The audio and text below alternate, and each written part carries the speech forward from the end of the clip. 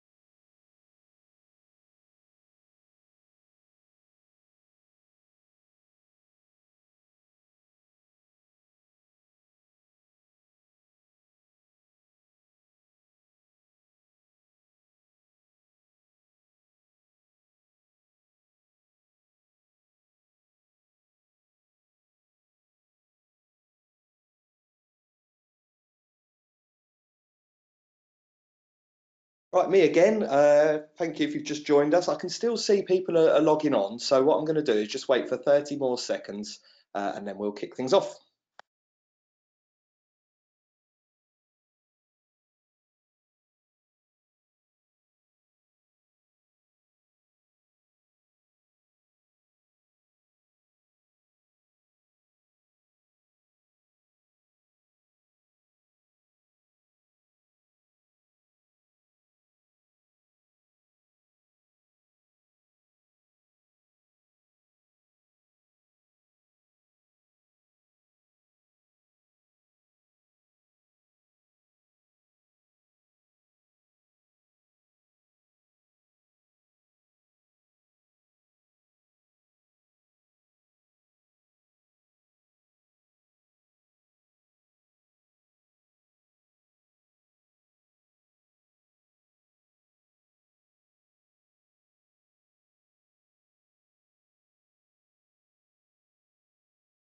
Right, welcome everyone to this webinar in which we're going to be delivering our final webinar of the year on clearing. I can't believe it's just around the corner.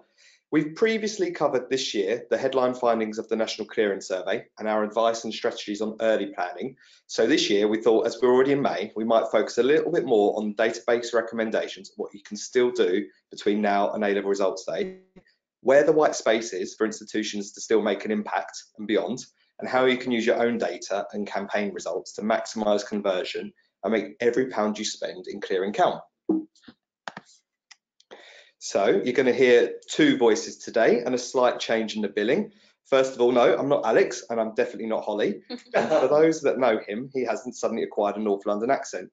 My name's Rich Campbell and I'm the head of marketing at Natives and one of the contributors to the National Clearing Survey. Previous to this role, I've held positions as head of marketing and admissions at a specialist HE institution and marketing management roles in FE and HE and FE. And I worked out this year that it is my 14th clearing period. So I'm starting to feel a bit more like a veteran, and I've seen lots of really interesting and exciting and stressful ways in which clearing has developed over the years. And also, I didn't choose that picture. That's an 11-year-old picture. So I'm quite grateful to Lucy who did the design, but that doesn't show off my veteran status, I'm afraid. So I'm joined by Kaya. So Kaya can just introduce herself. Hi everyone, my name is Kaya and I'm the head of visible media here at Net Natives. So what that means is that I'm responsible for the paid media, programmatic and ad-ops delivery. So my role is to make sure that on the day everything runs smoothly and we get the results that we want. Great, and despite Kaya being the lead of her department and doing lots of presentations, internal, external, it's your first webinar today, isn't it? It is. Okay. I've done it because I get a new picture. Okay, good. Oh, and also in the room, we've got Matt and Ellie who are here listening in. We're doing it in front of a live audience today, so say hi, guys. Hi. Great. Okay, so if you're not familiar with Natives, we're the leading student specialist marketing group. We've worked with more than 350 education providers and help recruit students from across 150 countries. And as you might have noticed, we've had a bit of a brand refresh ourselves. So we're still the lovely, amazing Net Natives and Natives Group, but we're now known as Natives, and we live at natives.group. So if you haven't checked it out already, do go on our website, sign up to our new newsletter, which goes out every 2 weeks with lots of inspiration from inside and outside the sector. And we've got a new resources hub. So all of our resources and research papers that we've done are all in one place, and they're free for you to download from the education sector. So do go check it out if you haven't already. Before I start, I wanted to remind everyone that we will host this webinar on YouTube and send it out to you afterwards. So if you are trying to make notes, then don't worry, you can watch and rewind at a later date. And we'll also be pulling out all the relevant bits and creating a white paper for you, so available as a free download for you and your teams at a later date. I also really want to encourage you to participate, comment, ask us questions, challenge, and we'll do our best to include and respond to them as we go along. But we will definitely finish with a Q&A at the end of the session. And if you want to use the question box on your screen at the moment, just to say hi and get used to asking questions, that'd be great for us so that we can see that you're all listening and paying attention and following us. Cool. Hi to everybody. So today, just to run you through what we're going to be covering, I'm just going to be super quick and go through the landscape. I'm sure we're all familiar, but just to help set the context for what Kaya is going to be talking about, and a little recap of the National Clearing Survey and how that informs our own data and clearing strategies. We're going to have a look at what worked in clearing 2018 and the lessons that we learned. And then Kaya's going to wow us all with some amazing content on clearing this year and how you can track your campaigns and results. And then, like I said, we're going to finish with a Q&A at the end. So, why are natives special in clearing? It's our 11th year working in the sector as a business, and this is the 6th year we've been running webinars on it. And this year I had a quick look, and this is our 4th webinar this year specifically on clearing. So it's the pinnacle of our year, really. And personally, and a bit geekily, I love clearing. I think it's a really, really interesting time of the year for us as student marketers and student recruiters. It's a huge day here at Natives, and we make it really important. We're all here super early, and we work in shifts to make sure our client campaigns are a real success. And you couldn't find a harder working team on the day and beyond. We have lots of refreshment packs to keep us going, and I think if you're already a client of Natives, you probably had one of our clearing survival packs in previous years. And on the day, we're supported by experts and technicians from Google who are in the office with us, keeping our ad strats and account directors and by proxy you in touch with developing trends on the day and how you can get the best value and best results with their insights. So really, it's an opportunity for us to show off our cutting edge and demonstrate our specialism, and it's a really, really important day for us. The reason we're able to do all this is because we're Google Premier Partners. We're the best and most experienced student marketing agency in the space, and that's recognised by our Google Premier Partner status. We're also Facebook Business Partners, so that means we get proposals and training on everything that's cutting edge, and which will be a part of what Kai is going to talk to you about shortly. Our strategies are informed by students as well. So our media plans, our student specialist media strategies are informed by our own Student Media Insight Survey. It's the industry's leading data source, which is completed by thousands of prospective students and updated regularly throughout the year. We have specialist audience reach, so we use our proprietary marketing technology, Akiro, and over the years we've collected millions of student engagements and inquiries, international and domestic, which we use to turbocharge your advertising campaigns. Through Student Hub, which is also part of Natives Group, our 25,000 panel of students help brands and universities achieve their enrolment goals. So we've got direct access to the student audience. And we have a specialist understanding, which includes our international and domestic reports, such as the EU MBA and the online study survey, but perhaps more relevant to this webinar today, the National Clearing Survey. So the National Clearing Survey is the largest, most comprehensive and representative independent study of its kind. The survey was created to better understand the clearing process and journey from the point of view of students, and by understanding the influencing factors and the effects that they do have on students, we can optimise your strategies and ensure that they're targeting them on the right devices at the right time and on the right platforms. So we're going to move through the next couple of slides really quickly, as I'm sure most, if not all of you, are aware of the National Clearing Survey and use it to inform your own strategies already. But if you're not, or you haven't seen it before, then that's your first top tip. It's free and available for education marketers on our website, so make sure you download that and have a read. So the results of the National Clearing Survey is that we create 4 profiles from the data. We've created these profiles over the past 3 years, and each year we assess whether they're still relevant based on the data we've obtained, and they are still really representative. The traditional clearing student represents the largest group and represents the typical profile of someone who's going through clearing as a forced choice. They didn't get the grades that they're hoping for. And what's really interesting about this group is that the profile that is most likely to have done early research and have preempted that clearing will be an option for them. Subject choice is the most important factor, and they're also the youngest group at an average age of 18.4 years. The adjustment students have normally received higher grades and are looking at options that have opened up to them through their achievements in their exams, and they're most likely to swap their choice for a Russell Group institution.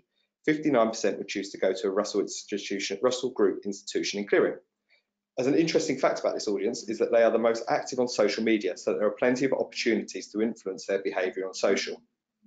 The direct applicant tends to be the oldest student at an average age of 22, and this group hasn't applied to a UCAS previously, but actually applied for the first time during clearing.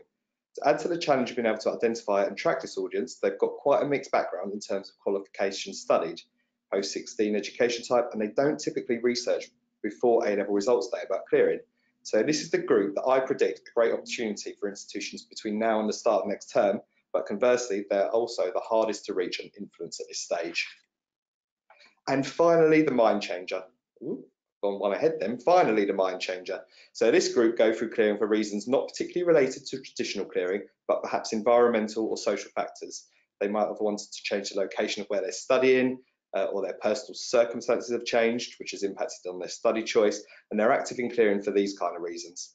This group are more likely to be female than the other groups, but they also have the same kind of priorities as the traditional clearing student in terms of course choice, subject, etc. is the most important factor. So do keep that in mind when you're working on your own messaging and campaigns if you're speaking to this audience. Okay, I just want to do a few top line stats from clearing last year to finally set the context. So, as we probably all know by now, there was a 10,000 drop in applicants to universities, HEIs, which was -2% overall. But when we look at applicants placed via clearing specifically, there were 150 more students. So whilst applications were down slightly overall, in 2018, we still saw a rise in the number of students actually going into the clearing marketplace. And actually the direct to clearing applicants seems to be the highest proportion. So that's a little bit of the what. Let's have a look at the where. And it's the UK market that is the biggest drop, but non-EU is the highest growth. So we're anticipating a far more global approach to clearing for outbound marketing and recruitment. Traditionally, this has looked like activity in markets like Hong Kong, and we've got clients and partners who have been making international visits, getting their brand out there and trying to make an international impact, which is evidently making an impact, because on the national scale, we can see the results of this, another activity in the results from last year. And in terms of demographics, we have the dip in 18-year-olds nationally, which in part explains national results. But regardless, we did see a rise in mature students applying via clearing. I think we all saw at Natives that institutions are starting to apply specific strategies and tactics for this audience in their clearing activity. It really is such a viable market. I don't think I really saw too much from our sector capitalising on this opportunity, like telling stories and getting the message out there in the same way that we see for the post-16 traditional clearing student. We did see some elements of greatness, perhaps not a complete holistic campaign, and that is something that I'm really excited about seeing more of in 2019. Great, thanks for setting the scene, Rich. So with those insights in mind, I wanted to start with going through some platform-specific results, which I found interesting from last year, and they should help you inform your strategy this year. So starting with the devices the audience is using. So for the first time last year, mobile search impressions have surpassed desktop on clearing day. So this was something we predicted based on the previous year's trends, and we expect to see this year to be similar, if not even continue to further grow. So it's interesting that 11 years after the launch of mobile, we are finally seeing serious decision-making on mobile devices, which is significant. So the demographic, you could say, is entrusting these devices with their future. And so you have to make sure that you live up to those expectations. So let's think about your mobile strategy. Are you utilizing mobile specific copy, mobile ad formats? What about mobile extensions? And what about your landing page? Is it mobile optimized? Is it fast enough? We know from Google that for every 1 second delay in load time, you will increase your bounce rates by about 8%, and more importantly, decrease your conversion rates by about 27%, which is huge. So a top tip from me is copy can be amended for mobile devices. We talked about formats and extensions, but please look at your landing page. It needs to be mobile optimized and fast loading. So the second interesting insight which I wanted to share was the competitive nature of the A-level results day amongst the advertisers. In 2017, we saw the peak in prices and impressions quite early on in the day, around 10-11 a.m. Last year, at first, we thought the trend was going in a similar direction, but in fact, we saw an even higher spike in competition later on in the day at around 3-4 p.m. So that was around UCA's opening track for clearing. So what may happen this year, you ask? There are advertisers who are already bidding on clearing. We know from what Rich said that the competition is becoming more fierce. With the number of 18-year-olds being low and alternative routes becoming more popular, like apprenticeships, the competition is fierce. From previous years, we can certainly see that there is a key period during the day between 9 and 5 p.m. And I forecast that we are going to continue to see the trends of 9 a.m. and 3 p.m. spikes. And this perfectly illustrates why the day is so important and how you can be successful in the day by being flexible to the market forces and reacting in real time to the changes. So on that note, I wanted to share with you some smart things we saw last year. For one university who knew they didn't have the budget to compete with the big spenders, we invested more into pre-clearing, where we could build big audiences to then run a retargeting only tactic on results day, which helped maintain them very low CPCs. Another university used the fact that they offer a scholarship to every student to run a highly specific campaign, targeting only finance and scholarship terms. Because very few universities offer scholarships, this allowed this particular university to appear for less competitive auction terms. And for another university, we split out tactics to have one per course, which allowed for more control over budget and optimization on the day. And another top tip from me would be that if your budget allows, do split out your tactics one per course. And finally, Bing worked really well, primarily due to the less competition. So consider it, as it is a network used for a lot of the voice search providers primarily, which is also interesting. So with this in mind, I want to talk about this year. And I want to start with the mindset and the students' mindset. There are a lot of different things students are considering, going from being open to possibility of studying, weighing up their options, shortlisting, being ready to apply, and then applying. And all of this happens in different speeds and time for each individual. But we know that on A-level results day, they're going to be closer to the middle. Students being open to possibility is happening right now.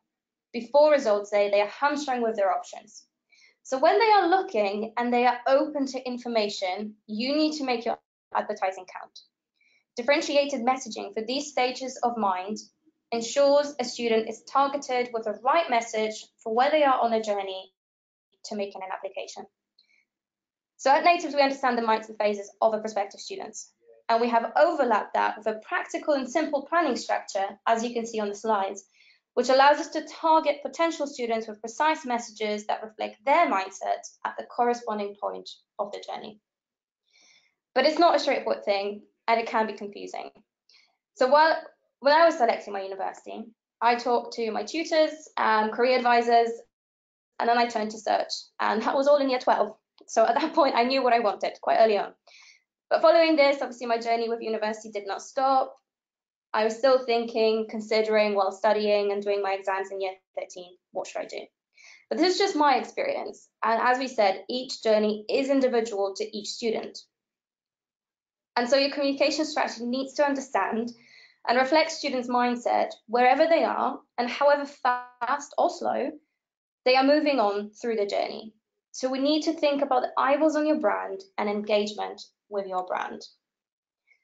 When we look at the outset of the framework, we do not know a lot about the individuals. We don't know what they are thinking. We don't have the data just yet. As we're moving towards decision, we have increasing amount of data points to react to. That's why awareness is about brand broad reach, landing that message to move the user into consideration stage, start weighing their options and closer into the middle. And as we get closer in, we start to learn quite a lot about them. We know what courses they're looking for, whether they research our accommodation pages, fees and funding, etc. And so the message can be personalized to drive better results. As mentioned, A-level results day is a key day in the intent/decision stage. And so at that point, we should have a massive amount of data, which later on I will show you what you can do with it. So it's what you can do with it to drive better performance. So to summarize, on the outset, we are advertising one-to-many and closer in one-to-few because we have the data on them by that point. So a student can join or leave the journey at any stage, and that's why we also as an agency provide clear performance indicators for each. So our KPIs are aligned to students' mindset and the evidence of transition into more qualified state. So awareness, we want reach, and we want to recruit at scale. So we're looking at impressions, website visits potentially. We are taking that one-to-many approach. Consideration, we're looking for someone who has been on your site, had a look around, and is considering your institution. Intent, someone who has visited perhaps your open day page, maybe ready to take action, potentially your clearing specific landing pages. And finally, decision. These are those who take the action and call or apply via clearing. I will also later on expand on tracking results on the day of clearing and how to be successful in that. And so round up this section, I just wanted to end with the point that your media mix is critical. Understanding how this works with the student mindset will give you a competitive edge during clearing 2019. So understand what your audience is thinking, what channels they're using, collect the data, and measure and use that data. But I'm sure this is the bit everyone was waiting for, the more practical recommendations I have for you for this year's results. So let's go ahead. So first of all, it goes without saying, prioritize search. Time and time again, our clients run out of budget on Google search during clearing. So there's really no limit to how much budget you can spend on Google search on the day, and it should be prioritized as a platform. But there are always ways to leverage the platform in a smart ways without spending a huge amount also. So ensure your measurement strategy is in place and working. The beauty in digital lies in the fact that we can measure outcomes and utilize this data to inform our strategies. So this will help you with smart strategies for results day activity. The earlier we start building your audiences, the better, even now. Remember the success example from last year where our university was able to capitalize on those intent audiences they previously built on the day. Third, plan, but also be agile.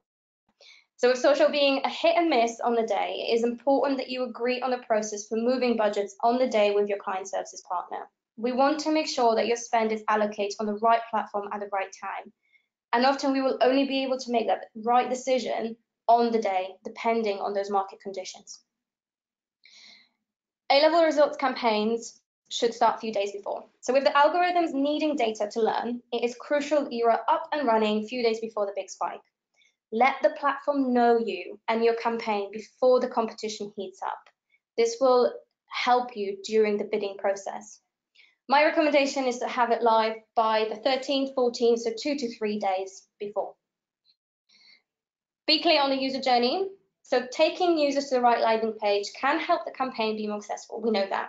And we know that ultimately we want students to ring you. But your clearing campaign page may not always be the right landing page. What we saw last year, which was interesting, is often for course-specific activity, even though users were sent to a clearing landing page, they were still carrying out course searches on the institution site. So we were just adding an additional step to that journey for them.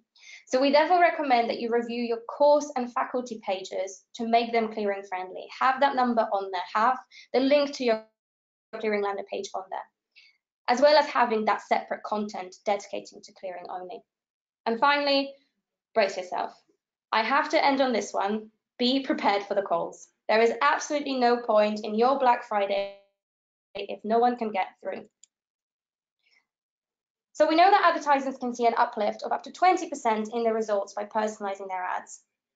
So I want to concentrate on how you can use data to personalize your ads in intent and decision stages.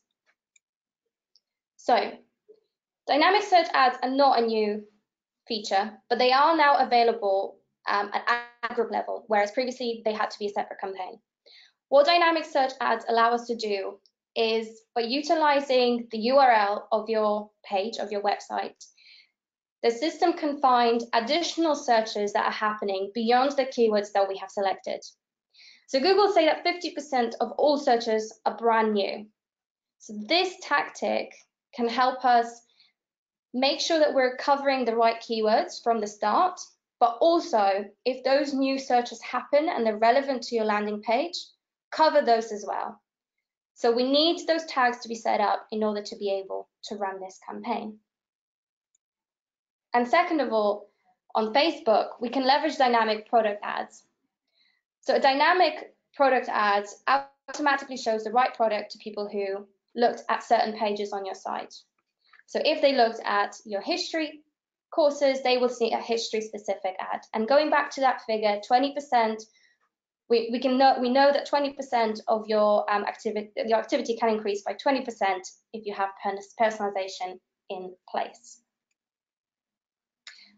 But of course, there are so many different tactics that we've covered in many of our webinars and the basics that we need to consider. So I just want to sort of finish up and round it up on the tactics you deploy to make your clearing strategy a successful one need to be a mixture of the channel mix. So consider paid, consider direct and programmatic in your plans. And I just want to give you a little bit of insight what happens on the day. Rich mentioned it a little bit. So we come in at 7 a.m. It's an early start for us, and I'm sure it is for you as well. And we treat the team to breakfast to keep the energy up. But we get straight onto our computers, and it's a little bit like Wall Street. We're looking at our screens, and the numbers are changing constantly in front of our faces. So the whole Biddable team optimizes our clients live throughout the whole day into the evening. And what we do is we utilize our internal dashboards, which we have across our office, which give us insight into the market conditions. We liaise with our client services team, who are in frequent contact with you to update us on what's going on your site. We also have, as Rich mentioned, Google in-house, helping us out on the day, giving us insight, troubleshooting any issues we have. But we also have dedicated members of the teams from other platforms who are available live to us on the day. So we take all this data from these different various data points, and we utilize that to make live decisions on how to change the keyword bidding, how to amend the keywords, how to move budgets, and make your campaign a successful one. So I guess I should have warned you that with my technical background, this will be very data heavy. So let's talk about measurement. So we know that about a majority of students, 60%, went to the first institution that they called, and that was about 5% up on 2017. And we know that 41% will register their details, but that was down from 64%. So they're increasingly less likely to register the details on your site. So let's look at the preferred contact methods. As you can see, still almost 100% of students used phone call to contact an institution last year. But what's interesting is that live chat, face-to-face, and text both had an uplift on the being the preferred method compared to being the actual method. So as an institution, think about, are these ways possible? Are they easy for students to find? So on the day, we know we want to generate calls, and call tracking allows you to understand which of the advertising tactics are generating those calls for you.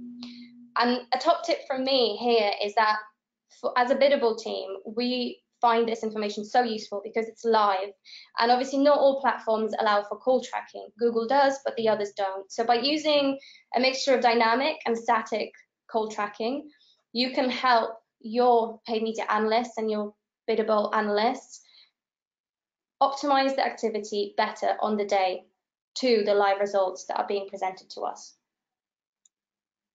Cool, and I think that stat that Kaya highlighted and we pulled out earlier this year on students being less likely to register their details with you as an institution, we really looked into that and all the different reasons that might be, and came up with all sorts of different hypotheses, one of which was perhaps institutions aren't doing as great a job about driving that as a call to action.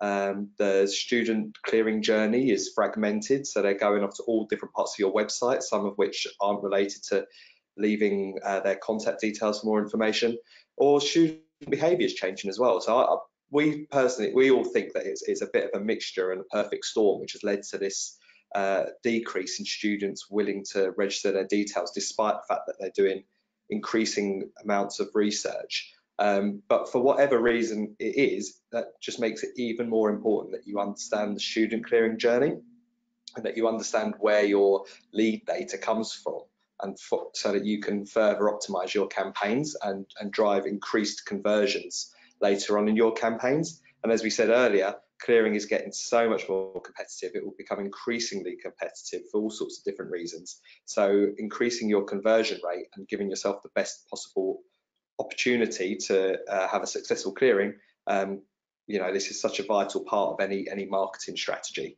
So understanding exactly where you're getting your leads from and where they go in your institution and what happens to them further down the funnel.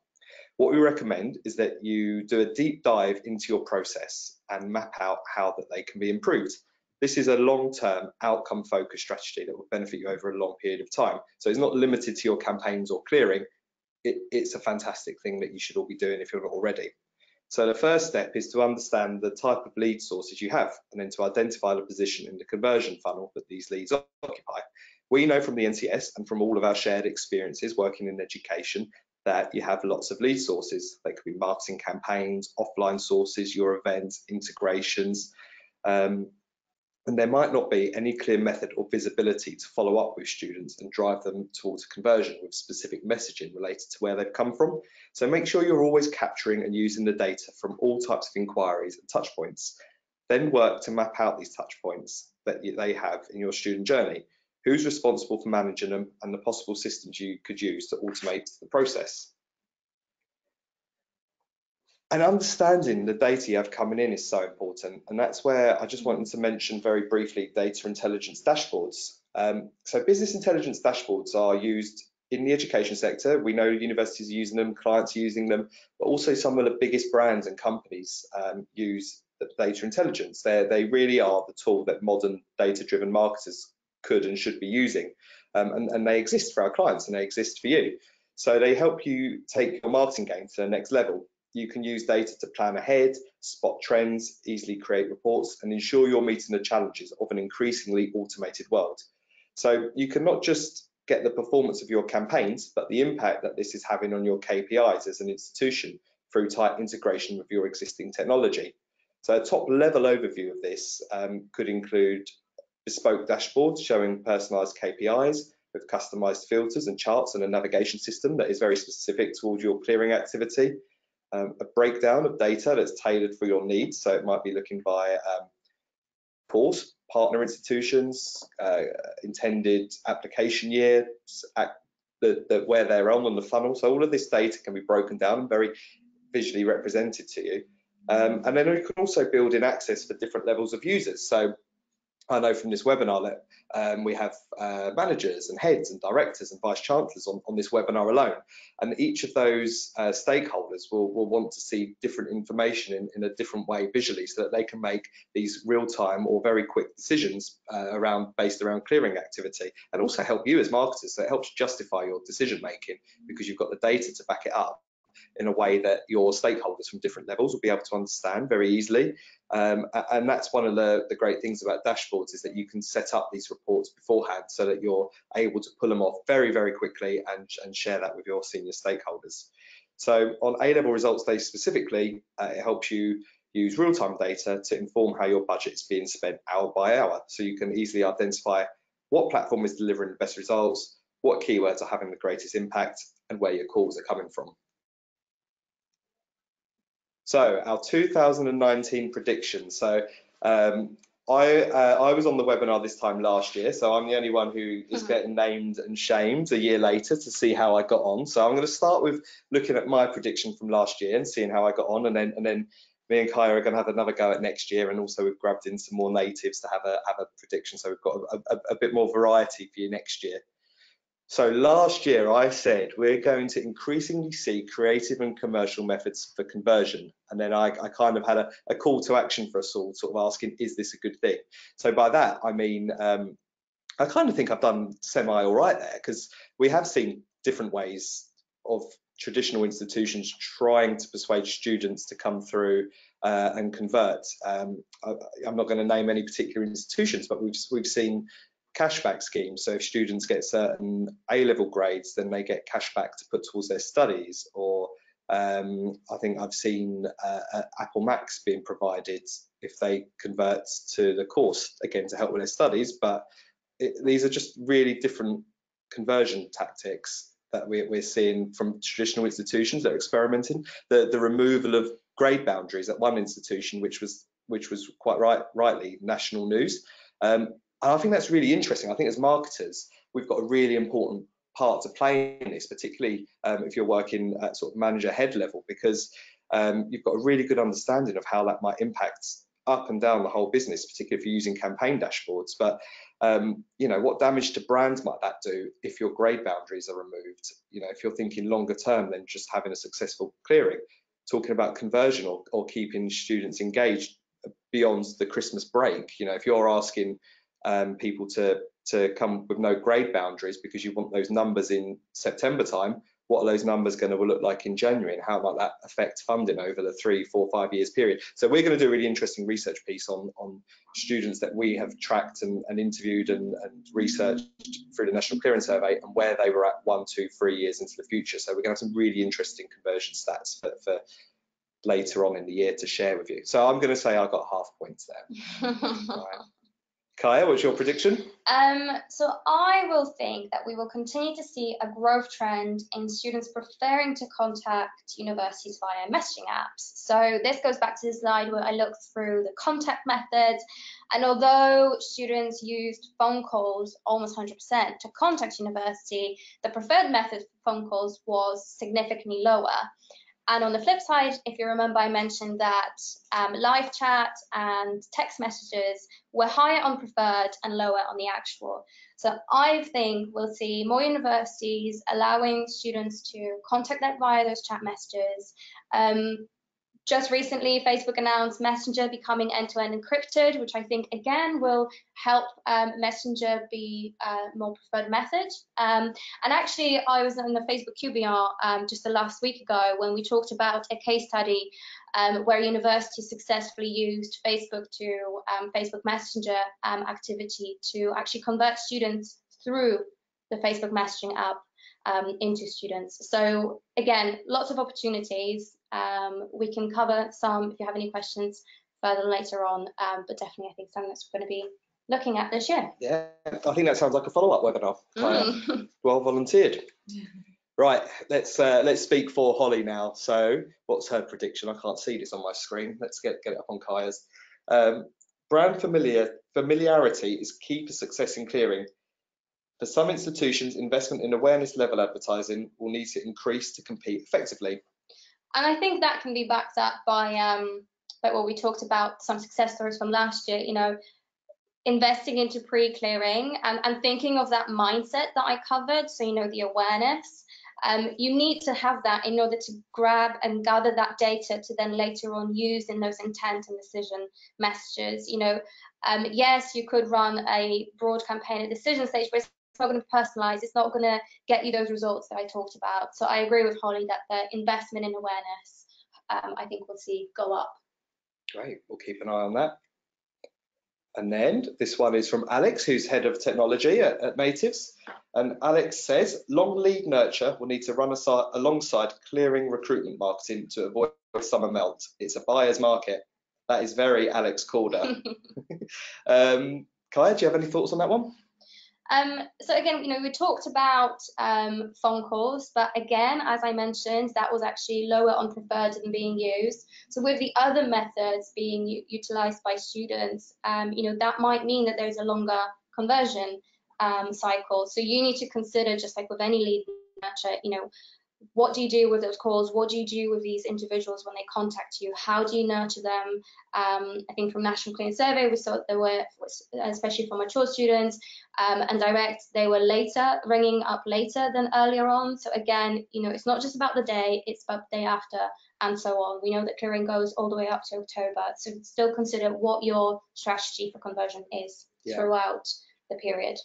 Yeah, and I think that kind of ties in a bit with my prediction earlier, and maybe again a bit of a call to arms that, you know, having worked at universities and colleges previously, I know the pressures as a marketing manager you're under for lead gen and hitting those recruitment numbers. But is that always best for brands? And when you think about your brand strategy, if you've got a longer term approach, you're going to have longer term success, and you won't have this sort of pressure or desire from other levels of the institution to have these kind of short-term recruitment goals hit.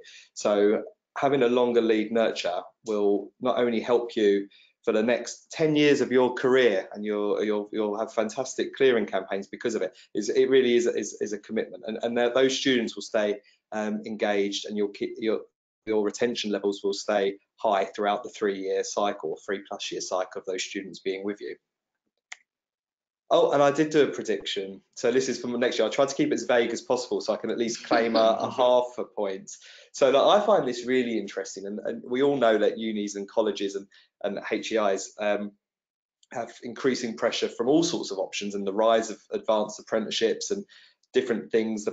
What a HE education is in terms of a brand, like, are they still valuable? Like, we all know they are, but that pressure that you're getting in the media at the moment. But I find it really interesting, the rise of brands who are coming into our education space, who are, I'm not going to name anyone, but traditionally working in areas such as the arts or the film industry, who are coming in and investing in their own institutions and their own course provisions, and offering degree level courses. And I think that's going to be really interesting, because they're going to come at it from a completely different commercial angle. They've got really strong brands in other areas, and how will that translate into recruiting students? You know, me and Kaya were looking on Facebook this morning at an institution that was offering an MBA for free, and we were saying this is really interesting. And the response to people underneath in the comment section wasn't overwhelmingly positive, but then this is something that's new and disruptive in the education sector, which is really interesting to watch, and how that's going to affect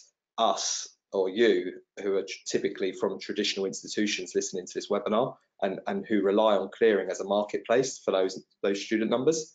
So that's my vague prediction that I hope to get half a point for this time next year. Right, and that brings us to the end of the webinar. We are going to do a Q&A, so please do ask your questions on the box on the right hand side, and also if you've got any of your own predictions that you'd like us to talk about briefly. Before me and Kai just pause the webinar for a minute or two to grab a glass of water and get back to you, I just wanted to invite you all to our event on the 19th of June in London called Think Student Live. It's a fantastic event. We've got Endemol presenting, YouTube, Student Heart. We've got the #1 student influencer coming down to just talk about how she creates content and speaks to the student audience. So it's a really good learning opportunity, and also a lot of fun. So we're going to be sending out a special discount code as a thank you to everybody who's signed up to this webinar. But do come along, or do send your team along if you can. And that's us. So we're going to pause the webinar for just not 5 minutes, maybe 1 minute, enough time to have a sip of water and let you write a few questions. But we're going to pause the webinar very briefly and be back in 2 minutes. Thank you.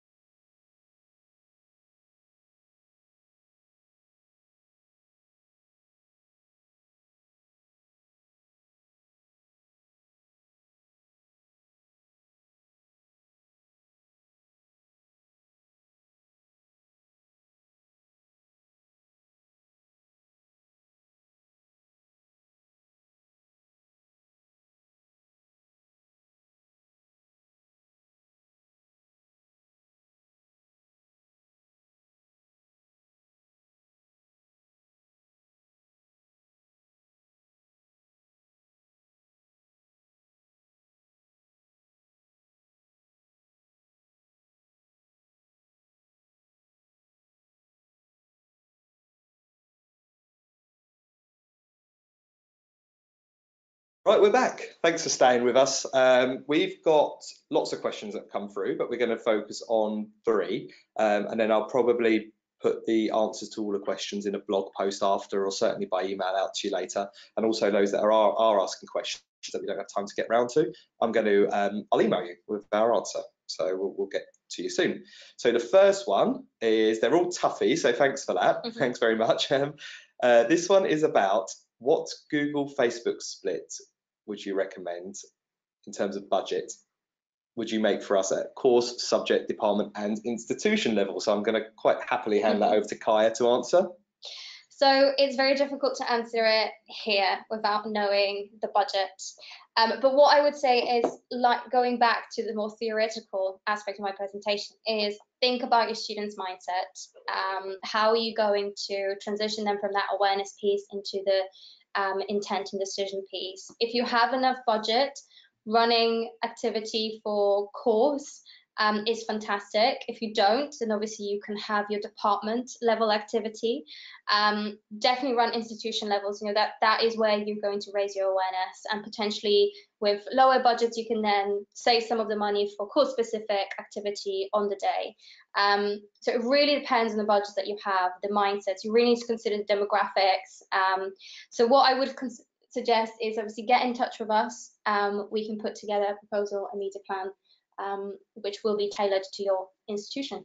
There you go. I wasn't expecting Kaya to be the salesperson on the webinar. Yeah, it's a really broad question, so it's really difficult for us to answer that here, particularly for it to be useful to you, the person that's asked the question. But yeah, do get in touch with us if you feel like we haven't answered your question. I think the only thing I can say is, going back to my tip, is, you know, prioritize Google. So considering the budget that you have, how much of it is worth spending on Google, and how much of it is worth spending on Facebook, which perhaps on the day would be more of a consideration intent tactic rather than decision tactic.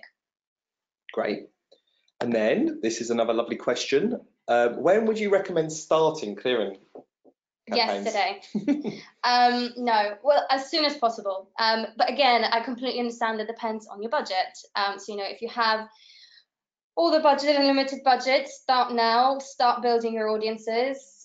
You know, take them to all the key pages on your site to then later on leverage them. But if you don't have that budget, start as soon as you can, whether that's at the start of clearing, so around early June time, whether that's early August, or whether that's running something early on, building that audience, building that awareness, keeping that audience, and perhaps having a break, and then reigniting your activity during clearing. So again, it all depends on the budget and your students and their mindset, but as soon as possible. We know that can help you have a successful campaign. That data is key. Yeah, and you might already have a lot of that data, and you personally or your institution might not be aware of where that data is. Or so, like going back to the slide I spoke over about understanding your student journey, you've probably been capturing data through open days or previous ad campaigns, or even your students who have visited over the, you know, who have enrolled over the last couple of years. That's really valuable audience data that, if you haven't got much of a budget and your activity in terms of advertising is going to be focused on the white space in the days after A-level results day, so that you're avoiding that big budget kind of auction that goes on, you know, start your planning right now. If you're focusing on, well, you should have started your planning, but I suppose very quickly work out what that data is and where it is, and then focus on where the white space is for you, where if you are starting late in terms of planning, where you're going to get results for your budget. Okay, and then I think we've got loads more questions coming in, so I'm going to focus on just one more. If I can find it, here it is. Would you recommend creating bespoke landing pages for course specific clearing campaigns, or is it better to make the existing course pages work for clearing? I really like this question. It's bang on point. So again, there's so many variables that it depends, but what I would say is no. If you can amend your current course pages to reflect what's going on, whether the course is in clearing, then don't create separate ones, because you've got probably good SEO, and that will be in favor of you on organic, but also on page, because you'll have that landing page quality score. If your website is loading really slow, perhaps that could be a consideration to create separate pages, mini versions of those course pages. But as a short answer, I would say no. Try to amend your course landing pages to include, the key call to action. Perhaps have a section, but it still needs to be prominent so that user journey is seamless from Googling or seeing a course activity advert, clicking on it, reading about the course, and then knowing what they're supposed to do next. Yeah, and there's a really, the title will be a bit of a giveaway, but there's a really nice webinar recording on our website around SEO activity you can do between now and A-level results day that will still have an impact. And it's really 6 months of planning and activity from an organic SEO point of view. But there's probably, again, you're probably halfway there with most of these tactics and strategies. So really do download that webinar. It's free to download, and you can review what our recommendations were last year. The world of SEO hasn't changed in a dramatic way between now and then. So the webinar itself is still relevant. And if you have any questions about your organic strategy, please do get in touch, and we'll help you out as much as possible. So that brings us to the end of the webinar. So thank you, everybody. Thanks for staying with us for the whole duration, and for your lovely questions. Just want to say thank you to Kaya for her first ever webinar. Well done, Kaya. Thank you, and thank you for listening. Yeah, thanks. Okay, thank you very much, and bye-bye.